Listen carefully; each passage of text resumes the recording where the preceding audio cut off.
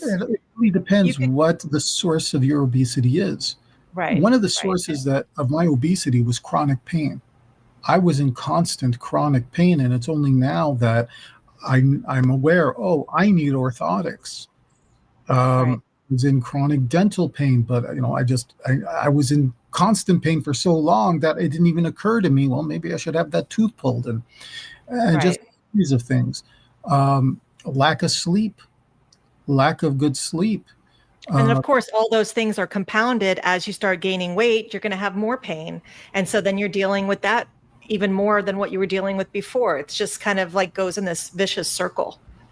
And as each problem, as each source of obesity just continues to rage, the Right. bigger you get, the more difficult it is to beat that demon, and it snowballs.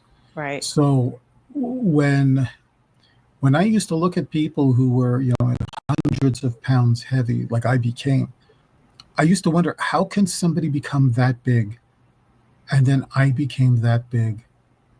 And it's so easy to get Yeah. that big Oh, if things absolutely. go unchecked.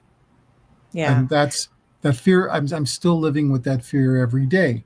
Every day I push myself to take a physical job. And when I took this physical job, my first physical job in my life, those first few months were brutal. I was in pain every day walking around. I wore all kinds of gear, back supports, knee supports. I wore metal leg braces.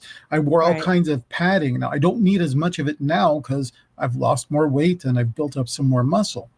But Right. the pain is there. It got so bad where sometimes I'm walking on the floor of my job, and this is in the first few weeks, that I would black out.